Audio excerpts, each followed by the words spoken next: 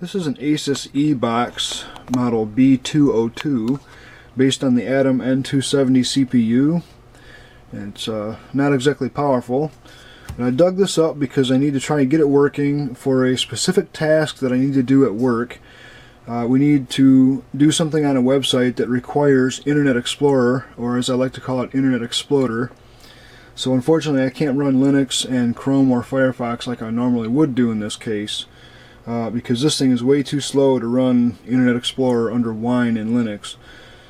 So I'm going to try to get this running and do what very well may be one of my last fresh Windows XP installs ever. At least on one of my own machines. First, I'm going to clean this up and see if there's anything I can do to make it a little quicker and see if we can get Windows installed in this thing.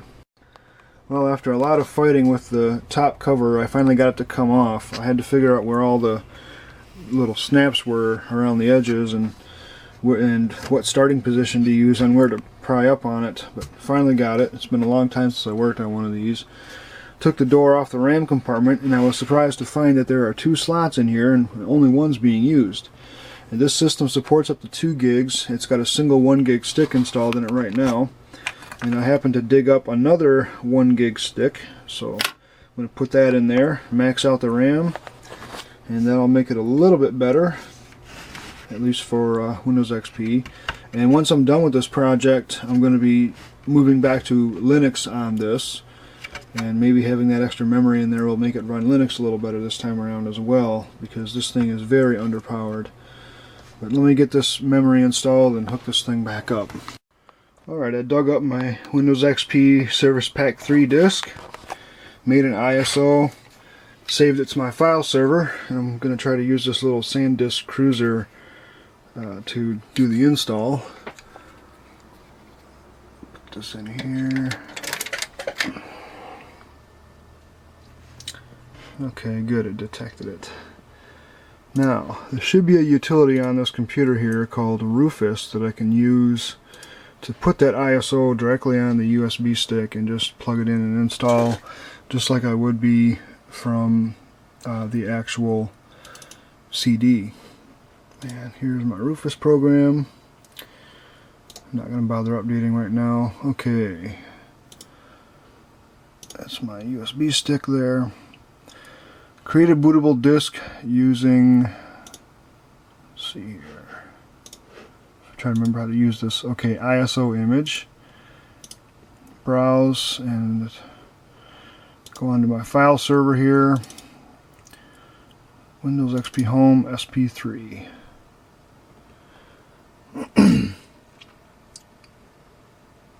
Alright, hope this is going to work. It should be reading directly off the file server. In fact, I'm curious. I'm going to go look.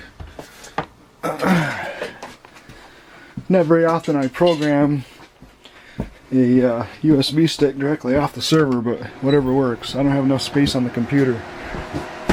Let's see.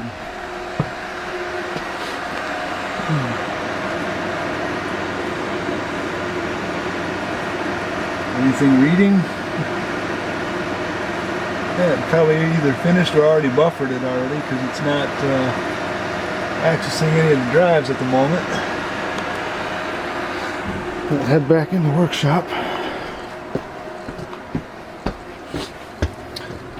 A waste of time coming out there where it's freezing cold.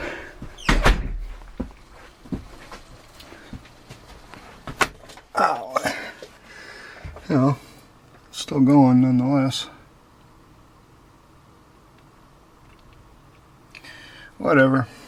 The file server doesn't read constantly from the disk because it has 4 gigs of RAM and usually buffers most of the stuff. And if it's not bigger than a couple of gigs, it's not going to even read off the disk. I want to let this finish copying and we'll get on with the install. Alright, I'm not going to bother putting the top cover on this thing until I make sure the RAM is all in good working condition. But let's see if I can get this piece of crap to boot off the USB. And it actually decided to power up this time. What do you know? Half the time they like to screw up and not post at all, and I got to do a hard reset on them.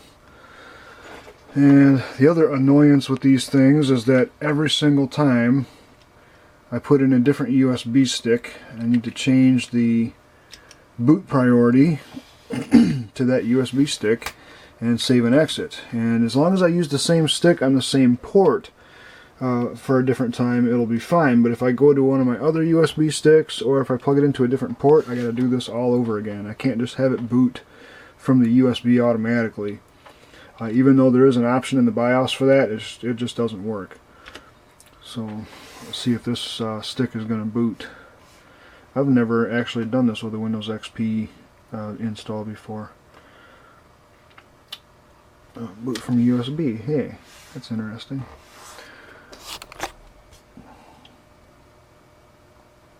Oh, sweet. This is so much nicer than using an external CD drive. Oh, it's really weird. Usually right about now, you hear the CD drive spin up like crazy and start reading all these files. But this thing doesn't really make any noise.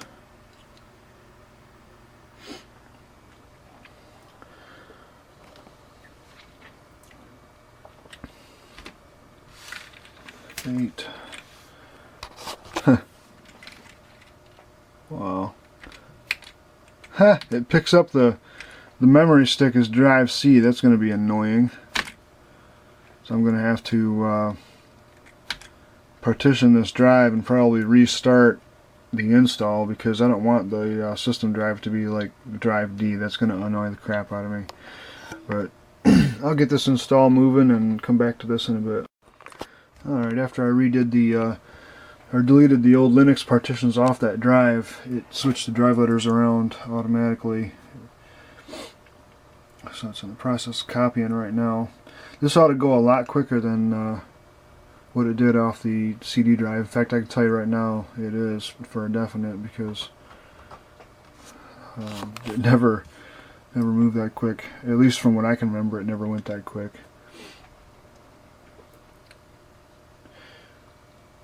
I used to have to do this all the time, you know, back when Windows XP was the only good operating system out there as far as Windows was concerned. I mean, because there was Windows 98 and Windows Millennium and stuff, but you know, even XP was kind of flaky when it first came around, but once it was up to about the second service pack, started getting the bugs ironed out of it, and there's a lot of people out there still using XP. In fact, I bet there's a good percentage of you guys that are watching this video on Windows XP machine right now.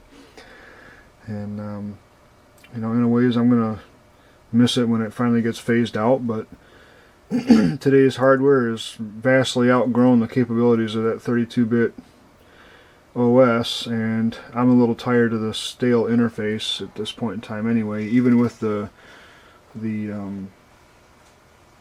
modified interfaces that make it look more like Windows Vista and whatnot, the Royal Nor theme or whatever it's called. Even then, XP is still XP, and once you get used to a Windows 7 rig with an SSD in it, there's really no going back. But like I said, this machine is getting put together for a specific task that requires Internet Explorer, and hopefully it's going to do what I need it to do. Another reason I went with this machine is it has a built-in wireless, which is also necessary for the job. So if it works out the way I'm hoping, it's going to be perfect for the job. And we're back into the install process. It's done its first automatic reboot. Funny how Windows XP always says 39 minutes remaining, no matter what system you're doing it on. That timer's just never been very accurate. Well, I'm getting close to being done with the first part of the install here. And if you guys are wondering about this ugly keyboard, ironically, this is called an Easy Eyes keyboard. It's meant for people that have bad eyesight. But I'd say, if anything, this thing causes bad eyesight more than it helps it. And it's also very uncomfortable to type on, so maybe it's easy. You're supposed to make your vision a little better, but then it's going to give you carpal tunnel, so you can't win either way. And it's got one of those little itty bitty teeny tiny cords on it that's going to break off the first time I bend it the wrong way. Just about done there.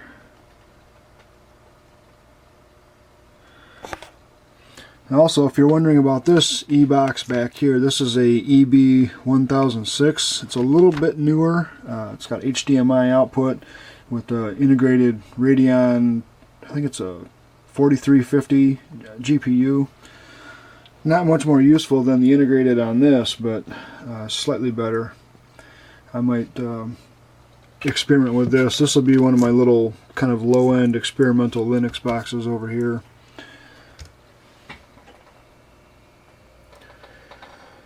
Oh, man. I'm getting impatient. Darn it, so many things missing drivers, and the worst one being the network controller that I need to get online to get the rest of the drivers. So, back over to the desktop I go with the USB stick and do it the old-fashioned way. I was hoping that this thing would be old enough that Windows would have more built-in drivers, but I guess you just can't win with crap like this sometimes. I'm working on getting the drivers installed, and I was kind of surprised to see that this had a gigabit Ethernet controller in it.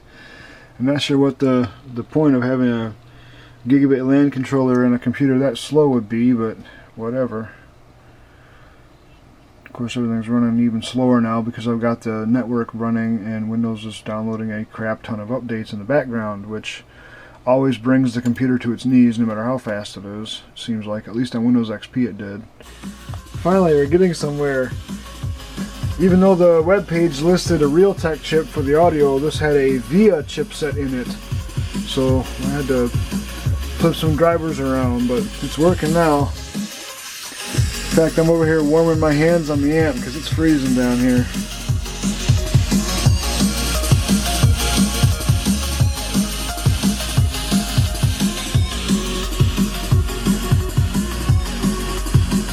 Crappy old Windows Media Player. Yeah, wonder what else I got in here. I don't have VLC installed. I can't try to play this FLAC file that's here, but kind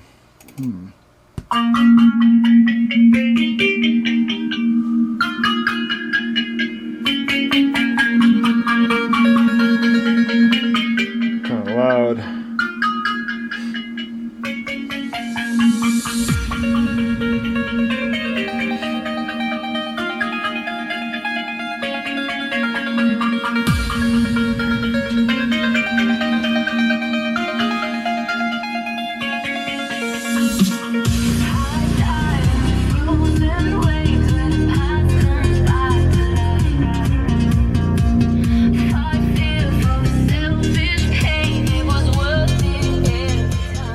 Not a bad sounding computer, actually.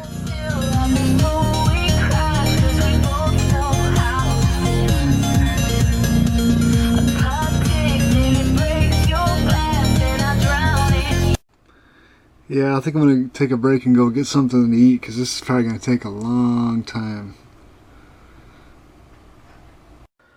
Alright, I've got all the updates taken care of, and I installed VLC so I can try playing some other files that Windows Media Player didn't support. But I found this bass test track in here, and it kind of sparked my curiosity. I want to see what it sounds like on the tube amp hooked up to my Workbench speakers here.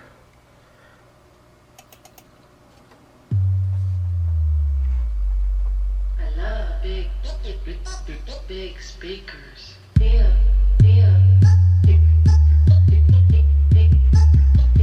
that bass.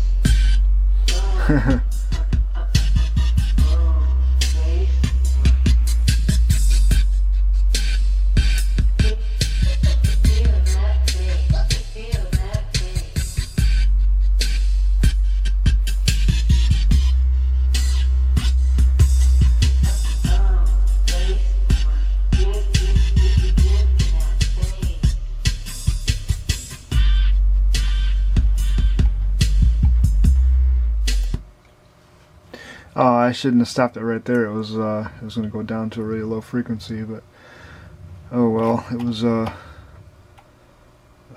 simple enough anyway. Not much to hear. Trying to think if I have any other stuff here. Let's see. Do I have any other bass tracks.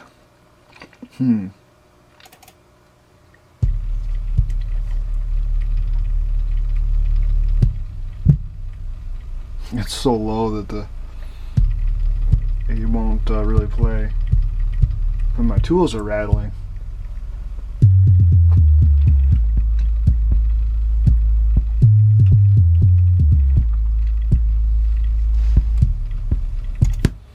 Try some other ones here.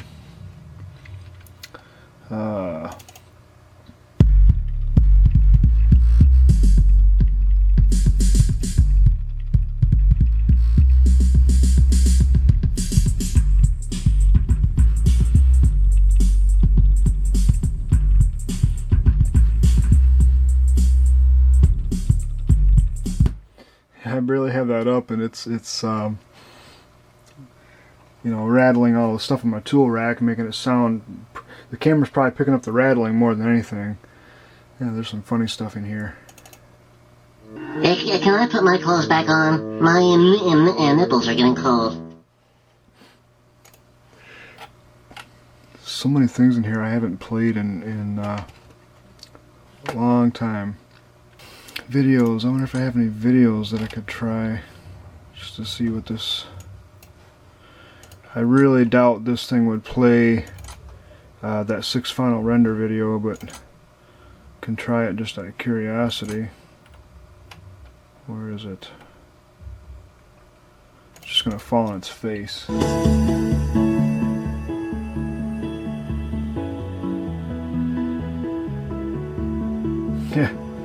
Yeah. Boy, it really lost it there.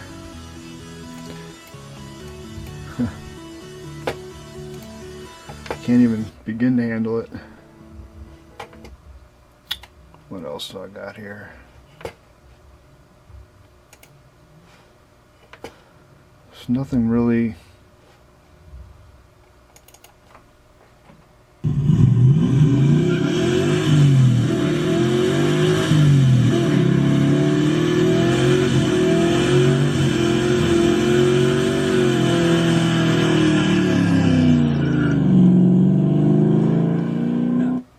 I always got a kick out of that. Go right through 3 of the gears without even moving.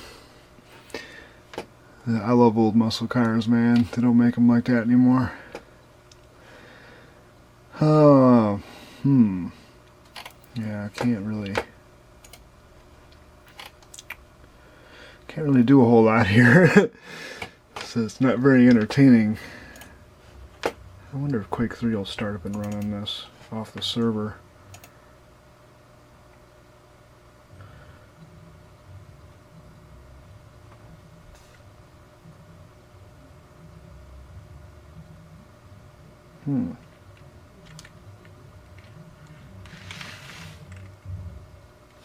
Wow.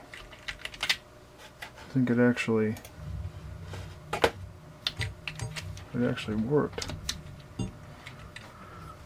Holy crap.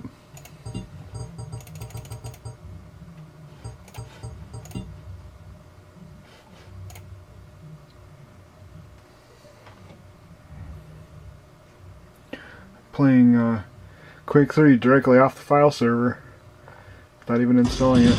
Oh, not bad.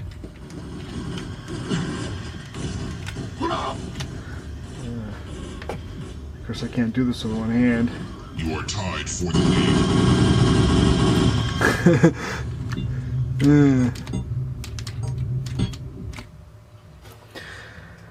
Anyway, I'm gonna get the last couple things done I need to get done on this and get back upstairs because it's getting very late and I'm not even ready for bed yet. I gotta work tomorrow.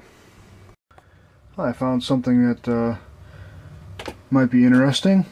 Since I was talking about some video game stuff a while back and that stereo modded NES and everything, I found the audio track rips from some Sega CD games and stuff in here. Like this is one of the tracks off Sonic CD.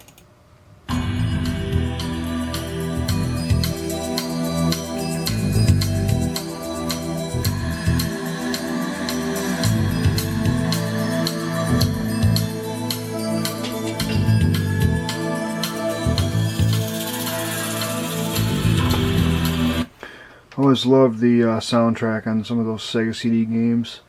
They had that technology called Q sound that was kind of a new thing around that time. Some arcade games used it. I think it was actually a patented technology, kind of a artificial surround sound field of sorts.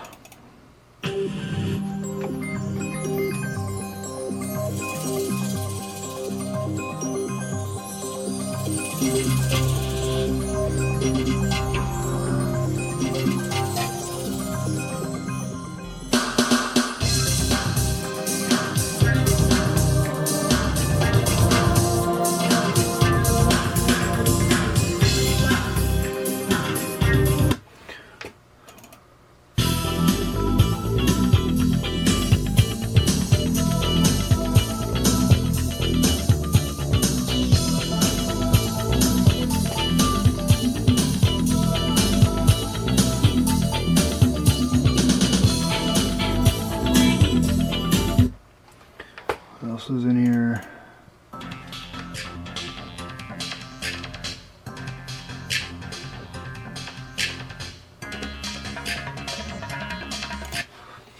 Lots of tracks.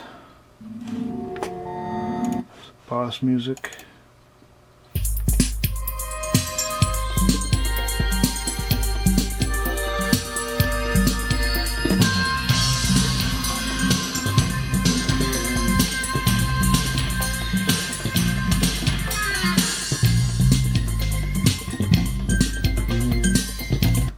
Really brings back memories here and all that stuff. Let's see what else we got here. Some TurboGrafx 16 music, NES tracks, Amiga THX files, Echo the Dolphin CD. That was another one with the nice Q sound tracks on it.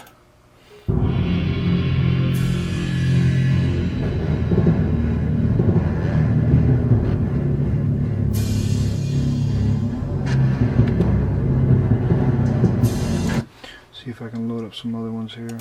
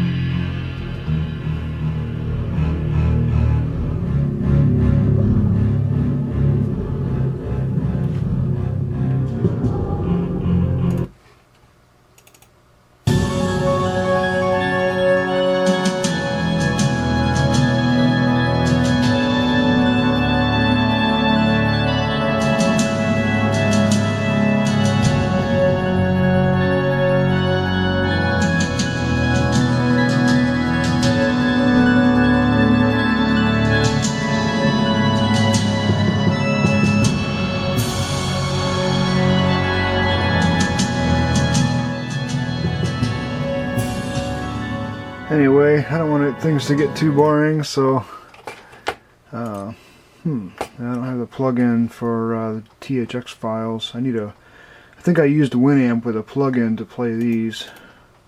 Yeah, there's nothing there. Video games. Yeah, some TurboGrafx music.